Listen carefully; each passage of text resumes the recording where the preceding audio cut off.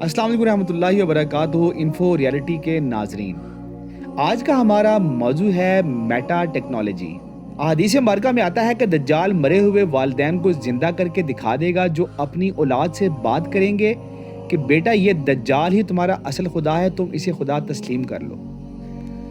अब नज़र आ रहा है कि ये सब मेटा टेक्नोलॉजी के ज़रिए ही मुमकिन होगा। शायद मेटा का कोई एडवांस्ड वर्जन होगा जिसमें चैट जीपीटी की तरह का खुदकार रिपोर्ट आपकी हर सवाल का जवाब देगा, यानी मरे हुए लोग अब आपके सामने आकर आपसे बातें कर सकेंगे, और वो भी बिल्कुल ऐसे जैसे जिंदा दोस्त एक साथ बैठकर गपशप लगाते हैं। इस टेक्नोलॉजी के ज़रिए इंसान ऐसी तख्लीकी दुनिया में दाखिल हो जाएंगे जैसे कार्टून की दुनिया होती है, जिसमें तमाम जिंदा और मुर्दा लवाहिकीन मिलजुल कर अपनी पसंद की जगह पर गपशप लगा सकेंगे। सारा सेटअप तो कंप्यूटर और टेक्नोलॉजी सर अंजाम देगी, लेकिन इंसान को ऐसा महसूस होगा जैसे सब कुछ हकीकत में ही आंखों के सामने मौजूद है।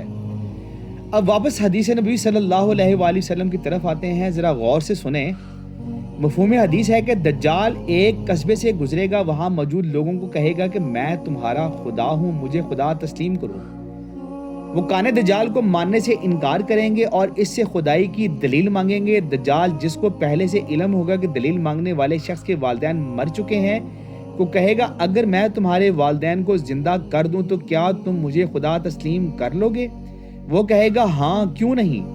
दज्जाल इसके वालिदैन को जादुई तरीके से, या यूं कहें कि मेटा टेक्नोलॉजी के जरिए जिंदा करके इसके सामने पेश करेगा, और वो वालिदैन अपने बेटे को कहेंगे कि बेटा ये दज्जाल ही तुम्हारा असल खुदा है, लिहाजा तुम इसकी बात मानो और इसे खुदा तस्लीम कर लो।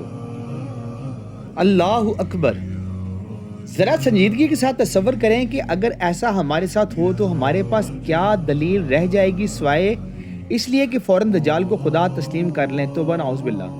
क्योंकि हमारे मरे हुए वालिदैन ये दोस्त किसी रोबोट या कार्टून की शक्ल में नहीं बल्कि 100% इंसानी शक्ल में आएंगे और इसके खुदा होने का इकरार भी करेंगे। इस वक्त इंसान के पास तमाम दलाइल ख़त्म हो जाएंगे, इंसान लाजवाब हो जाएगा, क्योंकि दज्जाल के पास इसके अलावा हार्प टेक्नोलॉजी भी होगी। वो लाइन जहां चाहेगा बारिश बरसा सकेगा और जिस शहर वालों पर चाहेगा जलजले भेजेगा और तबाही मचाएगा।